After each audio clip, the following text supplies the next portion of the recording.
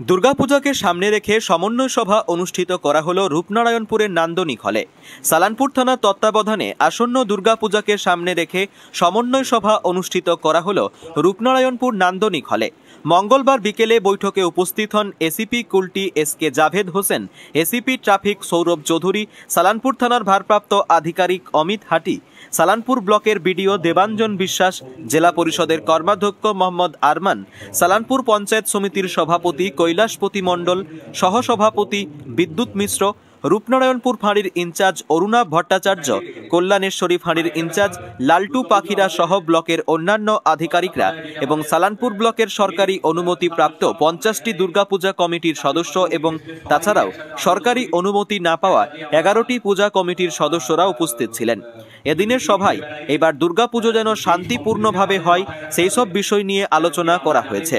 দিনের বৈঠকে সালানপুর থানার ভারপ্রাপ্ত আধিকারিক অমিত হাটি বলেন, সরকারি নিয়ম সমস্ত পূজা কমিটিকে মেনে চলতে হবে।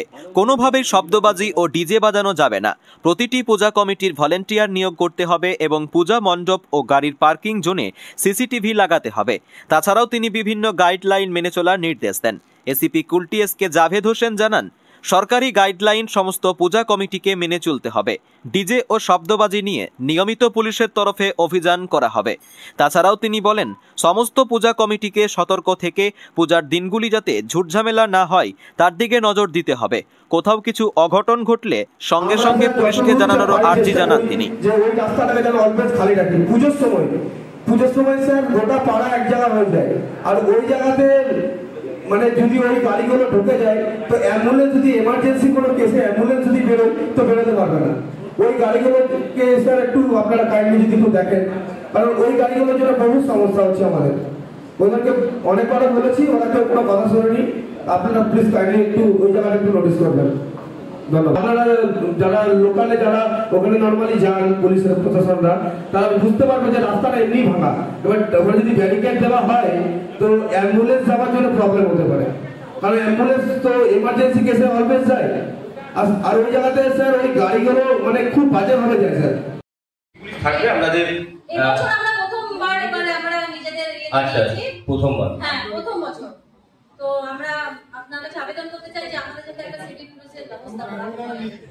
আমি দেখে নিচ্ছি আপনাদের প্রথমবার পারমিশনের ব্যাপারটা কি হয়েছে দেখে নিচ্ছি, বা পুজো করছেন আমি আপনাদের একটা কিছু আবেদন লিখে আমরা এই ভলান্টিয়ার্সের কথা যেটা স্যার বললেন একটু আগে, আমরা কিভাবে ভলান্টিয়ার্সদের অ্যারেঞ্জ করতে পারি, এটা আমাদের প্রশ্ন। আর এই প্রভাসের সঙ্গে এই এখানটা খুব জটলা, খুব ভিড় হয়ে যায়, এখানে যাতায়াত করাও আমাদের একটু অসুবিধা হয়, একটু এটা দেখবেন কাইন্ডলি। অটো টোটো জ্যাম হবে, কোনোদিন অ্যাক্সিডেন্ট হতে পারে, মানে হচ্ছেই বাড়াবাড়ি হচ্ছে একদম ব্রিজটার উপরে।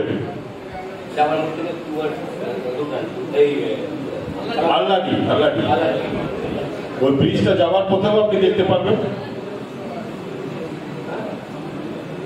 উপস্থিত সবাই সমস্ত শ্রদ্ধেয় ব্যক্তিদের আমার শুভেচ্ছা। আমরা এই ভলান্টিয়ার্সের কথা যেটা স্যার বললেন একটু আগে, আমরা কিভাবে ভলান্টিয়ার্সদের অ্যারেঞ্জ করতে পারি, এটা আমাদের প্রশ্ন। আর এই প্রভাসের সঙ্গে এই এখানটা খুব জটলা, খুব ভিড় হয়ে যায়, এখানে যাতায়াত করাও আমাদের একটু অসুবিধা হয়, একটু এটা দেখবেন কাইন্ডলি। ধন্যবাদ। পুজো কমিটি মানে আপনাদের পাড়াতে নিশ্চয়ই অনেকগুলো বাড়ি আছে, সেখান থেকে আপনারা চুজ করে নেবেন কিছু জনকে। আচ্ছা, যারা প্রত্যেক কমিটি একই ব্যাপার। আচ্ছা, আমরা বলুন পুলিশ স্টেশনের জন্য একটু আবেদন করতে চাইছিলাম। আমাদের রূপনারায়ণপুর মহাবীর কলোনি দুর্গাপুর মন্দির থেকে চলবে।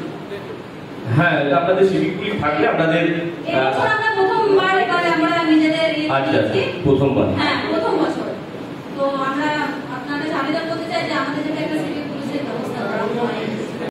উপস্থিত সকল আধিকারিক এবং আমাদের সমস্ত পুজো কমিটির সেক্রেটারি মেম্বার এবং মহিলারা যারা এসেছেন তাদেরকে সম্মান জানিয়ে, আমাদের সমাজকর্মী আছেন বলতে একজন, ওনার সহযোগিতা প্রচণ্ডভাবে পাই আমরা দুর্গাপূজায়, সব কিছুতেই পাই। একটাই কথাই বলবো, আপনারা সারা দিনের মধ্যে অনেকবার যান আমাদের যে ডাবল মোড়ে যে রেলওয়ে ব্রিজ, ওই রেলওয়ে ব্রিজে একটা দেখবেন 1 ফুটের মতো একটা গর্ত হয়েছে, রোড থেকে এপার থেকে ওপার। গতকাল একটা টোটো পাল্টি মেরেছিল, সেই পাল্টি মারার সময় আমি ছিলাম, আমি কিন্তু ওয়াচ করেছিলাম। এটা বহুত বড় দুর্ঘটনা ঘটতে পারে, তো ঠাকুর ইচ্ছায় যাতে না ঘটে তার আগেই যদি আমরা ওটাকে সংশোধন করে নিই তাহলে ভালো হবে আমার মনে হয়। এটা 1 নম্বর দিক। 2 নম্বর হচ্ছে আমাদের রাস্তাঘাট সমস্ত ঠিকই আছে, এর জন্য কোনো অসুবিধা নেই। আর দ্বিতীয় একটা কথা বললো, কিছু মনে করবেন না, এই ইলেকট্রিক অফিস যেটা বললো না যে অফিসের নাম্বার, ওটা পাওয়া যায় না।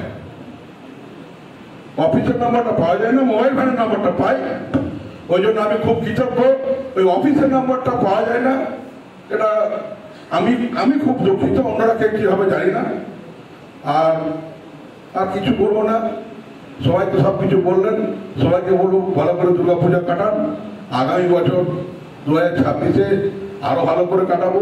25টা কাটিয়ে নিই, তারপর 26-এ আরো ভালো করে কাটাবো। এই বলে আমার বক্তব্য শেষ করছি। ধন্যবাদ। আজকে যে মিটিংটা এখানে হচ্ছে তার মেন পারপাস হচ্ছে সেফটি। তো সেফটি নিয়ে বলতে গেলে প্রথমে বলছি, যে সমস্ত পুজো কমিটি যারা আছেন, কমিটিতে যারা মেম্বার যারা আছেন, তাদেরকে একটাই কথা বলছি, আপনাদের যে ঘাটের অবস্থা এবং লাইটের ব্যবস্থা, এইটা আমরা একবার তাদের করে নেবো। আর আজকে আমাদের সকালে মিটিং হয়েছিল, ডিজাস্টার ম্যানেজমেন্ট থেকে অবশ্যই আমাদের সদস্য ওরা থাকবেন এই 3 জায়গায়। আর একটা মানে আর দুটো বিশেষ কিছু পয়েন্ট নেই, দুটো পয়েন্ট আছে। আমি দেশবন্ধু পার্কে একটা কথা বলে দিই। দেশবন্ধু পার্কের ওখানটা খুবই জ্যাম হয়, যেমন করে আমাদের গঞ্জেমারির ওখানে রামলি রাস্তাটায় প্রচন্ড জ্যাম হয়। তো আমরা এবার একটা উদ্যোগ নিয়েছি, যাতে রামলির যে সাইকেল মোটরসাইকেল যেগুলো স্ট্যান্ড করা হয়, সেটাকে আমরা রাস্তা থেকে বেশ কিছুটা ভেতরে এবং অনেকগুলো স্ট্যান্ডকে অফ করে 1টা বা 2টো স্ট্যান্ডের মধ্যে এনে সবাইকে একসাথে জড়ো করে ওদেরকে একটা জায়গায় ইয়ারমার্ক করে দেওয়া হয়েছে এবং সেটা ব্যবস্থা নেওয়া হয়েছে, কমিটিগুলো করে দেওয়া হয়েছে, যাতে কিছুটা অন্তত আমরা কমাতে পারি জ্যাম মেন রাস্তায়।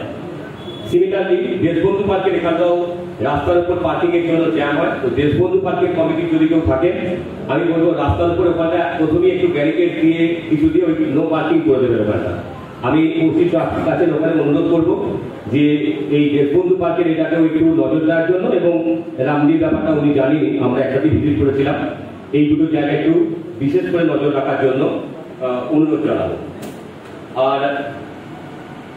আর কে সীতারামপুর আছেন, আমি ওনাকে রিকোয়েস্ট করবো, রামলির পুজো কমিটির সদস্য, সমস্ত আমাদের আধিকারিকগণ এবং সাংবাদিক বন্ধু এবং যারা অন্যান্য মানুষ যারা উপস্থিত হয়েছেন, তাদের সকলকেই সালানপুর থানা তথা এডিসির তরফ থেকে শুভ শারদীয়ার আন্তরিক শুভেচ্ছা ও ভালোবাসা।